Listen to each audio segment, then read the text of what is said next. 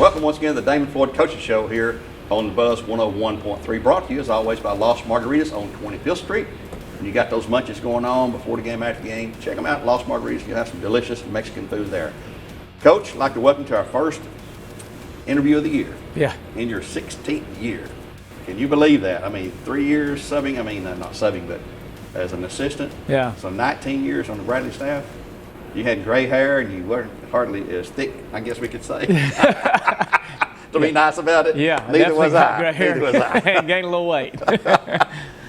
Nothing wrong with that, but man, a lot of new things are going on. I appreciate right you now. pointing that out too. The camera, hides that anyway.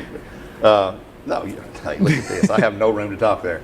A lot of new things going on and a lot of changes that we'll talk about in the second part of the program. But the first thing I want to do is I want to ask you to mention Corky Whitlock. We lost him in June. He'd been disabled for a while, and an iconic, legendary voice of Bradley sports and just basically sports in general. Lee and Cleveland State and Walker Valley and Cleveland, Oodwall and Polk County, even broadcast games to those guys. The golden voice he had, we'll never replicate that. And man, we just miss him so bad. He's just irreplaceable. Yeah, he's an icon, like you mentioned. But the thing I remember about Corky is, like when you started playing at Bradley as a player, you obviously didn't get to hear the games while you're playing, but everybody would want to go get the recording, and then you want to listen to it after it. And his voice was special. Obviously, he was meant to do radio and broadcast and that kind of thing. But Bradley was very fortunate to have someone like that for so long, and such a good guy. And he was really good with the kids, and the kids loved him. So, all the way around, it was just perfect for the program. But that's the thing that sticks out in my mind. Obviously, I did a lot of interviews with him as a coach, but the player interviews that you got to do in high school, and then listening to the game after, that was pretty special. That was cool. Yeah, we really miss him. And I've been told and found out from his wife Annette, and we wish her the best as well, and the kids. He's got a lot of tapes at home stored away. And Coach Roy and I are going to see if we can get our hands on those and go through those and try to dig out some highlight tapes, whatever, and possibly do something along that line. And I know everybody would love to hear some of those because they go back. He started here in '61. So he's definitely part of the rich, history that we have here at Bradley, and he's a huge part of it. So in his first year here, state championship for the Bears football team. So maybe we can dedicate the season to him and have another. It's dedicated to him. Yeah. And let's talk about some things new that's happened. Obviously, the big thing, the watershed moment, the biggest thing that's happened at this school athletically in football, obviously, is getting turf. It couldn't get here soon enough. It's been almost 50 years we've been in this school, and that field is getting in bad shape, and it's been through hell and high water, I guess we could say. Yeah. Matter of fact, our last game at Finley was moved there because we couldn't play Riverdale in a playoff game here in 2015 because it was a quagmire out there. Mm-hmm. Well, that problem's behind us now as far as heavy rains. Like today, Tropical Storm Fred is here and it's downpour here. Rain's going to not bother us. Now, lightning will stop the game anyway, but just your feelings about getting artificial turf, and who do we thank for that? Well, I'm excited, and as a coach, it saves you a lot of time. But you got to start with Dr. Cash and our school board. Troy Weathers, the chairman of the board, and the rest of the board members. But I especially thank you to those guys because they're the ones that did it. Mm-hmm. Coach Akins and I got together and we made a pitch of why both schools needed it, and we did. We were the only school in our region that don't have turf. Mm-hmm. There's only one game we'll play this season that doesn't have turf, and that's McMinn County. But it levels out the playing field literally. If you were over on Bradley's field, and you have been, there was so much undulation.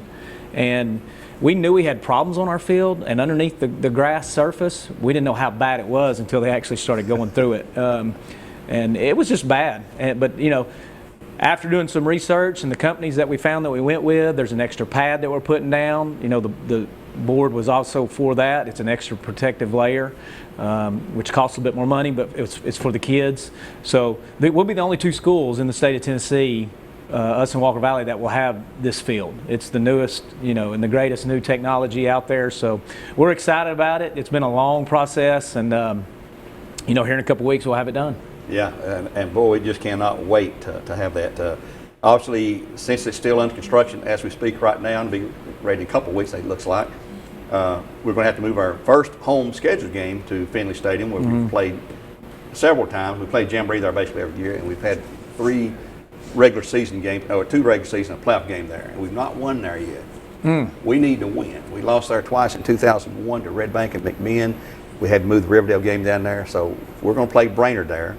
7 o'clock kickoff, folks. Remember, not 7:30, but 7 o'clock. But I don't know. I like to play here because we get concessions, we get parking, we get everything here. Financially. Well, it's not a cheap it's pretty thing to do. expensive to go to Finley, but we have no choice, and that's the negative. Right. Is having to drive down there and having to pay to rent that facility. But for what we're getting in return, we had to take advantage of it, and Right. it is one game, and no matter what you kick off as players and coaches, you don't think about what field you're on, but Right. It's also very nice to play in Bear Stadium. I mean, we do take a lot of pride in that and have BC Nation there behind us. But it is what it is for one game. And, Brainerd's going to have some athletes that'll give us some problems. So no matter where we're playing, we've got to play well. And then we've got 3 road games. We go to Walker Valley, go to Cleveland, McMinn County. Then we come back here for Hardin Valley, our first game officially on the new turf there. So folks keep that in mind there. But be down there Friday night at Finley to support the Bears. And let me ask you this about playing on that kind of surface. Do we have to change the cleats from a grass cleat to that, or is it? No, the cleats are the same now. It's not like the old AstroTurf, so it's as much like grass as possible, really. It's just a synthetic turf. So the cleats will stay the same. Does it make any difference to you as a coach as far as game planning goes? Well, I mean, like this week, if you had to play at home in our stadium with all the rain, it's going to change your game plan. I mean, as a coach, you can say, well, we're going to do what we do. Well, okay, but when you get out there and we've played in the mud pit before, you can't do what you want to do and what all you're prepared to do for us offensively. So, yeah, it helps knowing that, when we play in a game that's going to be raining, you get a dry ball in every time. The surface isn't going to be wet, so it does change a lot. And I think that's obviously one of the huge benefits of it. And in the past, we have not had that luxury, where some other people have had that luxury. So I think it's, quite honestly, it may not have decided the outcome of the game, but it definitely had an impact on some games we've played here. Yeah. Well, and let's talk about something else that's new. Is our region. We lost McMinn County, William Blount, Oodwall, and Heritage, who are no longer in our region, but we picked up Hardin Valley, Farragut, Bearden, and kept Cleveland and Maryville. It seems to me like that's a lot tougher. I mean, you lose Blount and Heritage teams that right now are not power teams. You pick up, we've played Farragut every year. We've played Bearden a lot too, so it's basically not a whole lot of difference there. And Cleveland and Maryville, of course, they're there. And do you feel any? I've been asked this question a lot, and honestly, it's not a whole lot different for us. We've been playing Farragut, I don't know, last 6 or 8 years in the regular season. Matter of fact, they've beaten us our season opener 4 straight years. Yeah. We got them in the playoffs though last year. We played Bearden the past 2 years at non-region. We played, Farragut wasn't in, but Bearden was in when we were in the Super 32. Right. Top 32 teams in the state.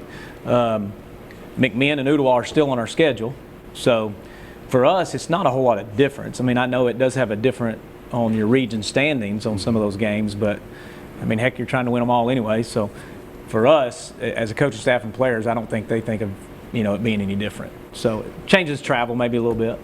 This time last year, we were wondering if we were going to play football. How different has this off season been compared to 2020 off season?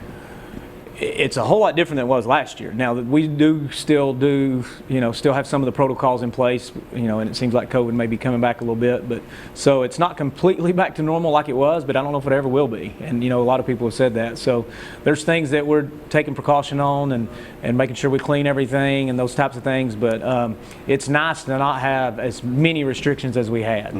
Practice, and I know we've all talked about it, practice was rough last year when you can only do 10 at a time and they had to be separated. And, we were here literally, we would bring different groups in, but coaching staff was here from about 8 in the morning till 8 at night. And then, so that was rough. We had to deal with that. So the time-wise, it was, we're glad to be back to somewhat normal. Well, it looks like we're going to be able to go into the stadium this year without masks, without a temp check, and we can have full capacity stadiums at this point unless things change, as mandated by the powers a lot higher than us. But just looking forward to it, looking forward to the new turf and all that. I tell you what, let's take a break right now, folks, here for Los Margaritas on 25th Street. We'll come back and look at the changes that have taken place in the team, and we'll talk about our new captains and this year's schedule and see what we find out about Brainerd. We'll return here in just a couple of moments here on Buzz 101.3 and the BCHS Bear Network.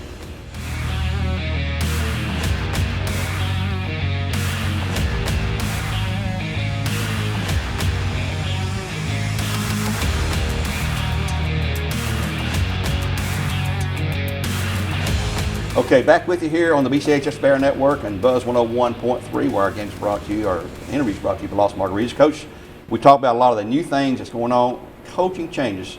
We lost one really, really good guy, great friend of ours, super good man, Matt Moody, who's with you for a long time, your OC for the last 3 years, and had some great offensive teams under his leadership there.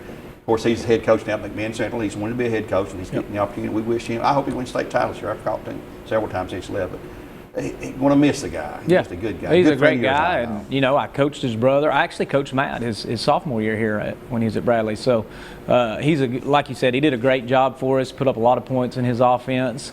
But we knew, and he knew that he wanted to be a head coach, and he's got that opportunity. So we had a plan in place to where Todd Burkhart's now our new offensive coordinator. He's a guy that I've been trying to get on our staff. He was actually at Walker Valley when they had the Bryce Nunleys, Cooper Melton, Colton Gibson, and they were pretty explosive. Yes, they were. So coaching against him, I knew what he had, and you know, I knew he knew how to attack a defense. And I knew he was a good coach. And as a matter of fact, when Courtney Braswell was with us as defense coordinator, and he got the head coaching job at Chattanooga Central, he kind of asked, you know, who would you recommend locally for an OC? And I was like, let's get Todd Burkhart out of Walker Valley and get him out of there. And fortunately, that happened. And then, you know, with me and Courtney being close, Todd and I got a little closer and got to know each other. And it took us about 3 or 4 years to get him on staff here, but we got him last year, and he worked on defense. You know, I think that's one of the things people probably don't really realize in high school, where it's different in college. You can't just hire and fire coaches how you want. Right. It takes a process. And you know, this has been year 16 for me. And the last, I can say, 6 or 7 years, our staff has been pretty much in place of who you want. Now, there's going to be some changes like Matt leaving, but Todd fits in great with our staff, and that's who I wanted. So that's important. But we also lost Blake Gideon, who was with me for 14 years, I believe, maybe 15, but he was our offensive line coach. You know, he was hard on them, and you know, the offensive linemen, they hated him, but at the same time they loved him, and they knew that what he was doing was best for him. But so he'll be another one that, you know, has an impact on us not being with us anymore. But Blake, Coach Gideon had to leave for some other circumstances. I think coaching's still in him. You know, I get a couple texts from him every now and then. But we're going to miss Blake and Matt, but it's time for, you know, other coaches to step up and step in. Yeah. That's why you have a bunch of assistant coaches there. One of the things that's going to change this year, and thank you, Lord, for this, is the new jerseys. Yes. We have the other jerseys that have those fading out numbers that, from the press box, Earl and I and Joe and everybody in the press box trying to figure out who that ball carrier was or who caught the pass or whatever. Yeah. Or in a scrum, you know, they unstack, well, who had the ball? We don't know. We can't tell the number. That's going to be a big aid for us. I know we gave credit to the wrong players for tackles or catches or running last year, and you've got 2 or 3 new jerseys this year, having tops anyway. So I know y'all are happy about that, where you can see the numbers. But also, I think we have another year that before they go, every jersey we had, game jersey, would be illegal to wear in a game. So we had to get new jerseys at some point. Well, with COVID last year, the company that we go through, BSN, obviously people weren't buying as much because the budget was down, that kind of thing. So I had a little money saved up that you try to, you know, keep in your account. But anyway, BSN was needing to make some sales, and so we got a discount, and so getting 3 jerseys was a bigger discount. So that's why we went ahead and said, let's go ahead and get them now. We got a little bit of money aside. Let's get the jerseys, and then we don't have to replace them all next year. So that's the story on why we got new jerseys, because the kids loved our other jerseys. So it wasn't just for me and Earl. It wasn't just for you two, but that's a positive too. But yeah, the jerseys are really nice. We went with a little bit more of a throwback, you know, some stripes, but they're sharp. The kids like them. What colors? What's the main colors of the jersey? Well, we have a black jersey, we have a gold jersey, and a white jersey. The new rules now say that, you know, you can really only wear white on the road unless it's a really light gray. So the gold and the black will be home jerseys, and the white will be away. Okay, well, we're looking forward to those there. And just talk about now, after this season next year, all those will be banned nationwide through the National High School Federation, those laid out numbers? It's a year or 2. I can't remember exactly, but yeah, it's coming up where they'll be illegal. You don't have to replace them anyway. Yes. Okay, you always have captains named each year. You had 4 new captains this year, all seniors. We've got Aiden McClary who's going to be on our weekly interview this week. Along with him, Isaiah Arnold, Josh Helston, and Gabe Campbell. I know all those guys. Super good guys. Obviously, the team respects him enough to Because they're voted on by the players. They are voted on by the players. Now, coaches get one vote as well, but it really didn't make a difference this year. There was one guy that was really close, and I think he's right there. I know as coaches, we've talked about it. We consider this guy captain too, Braden Owens. So not only those four, but Braden Owens as well. And we got other seniors too that they show up every day. They have the right attitude. They're very coachable. And they come for a reason. You know, they're trying to get better every day, and they're leading by example first. That's the most important thing. And we have a captain's meeting after voted and talk about, like, what does it mean to be a captain? I think those four guys take pride in it, and they should, because that's an honor. When your team, the way your teammates think about you is the most important thing as a player. And, you know, I couldn't have picked four better ones. You know, if I had to write some down, like I said, I would probably include Braden Owens on there. But those four guys are going to lead us this year, and it's not just on the field, but it's also off the field, in the locker room, in the weight room, in the classroom. So those guys know our expectations and our standard here. So, like I said, it's four good guys to lead us. Always doing the right thing there, and that's exactly what you need. Let's talk about this year's schedule, since this is our opening interview of the year. Only 4 home games on the schedule. We've already lost one of those to Finley or Brainerd, but we've got Hardin Valley be our first home game on the turf, and then we have Bearden the next week. And then I think week 9 is Ray County. I can't remember.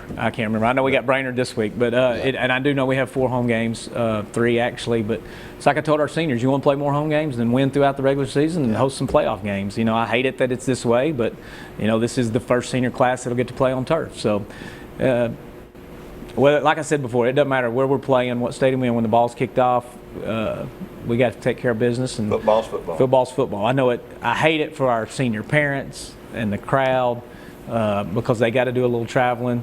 Now next year, it's going to be great. Yeah. Because we have 6 or 7 home games next year.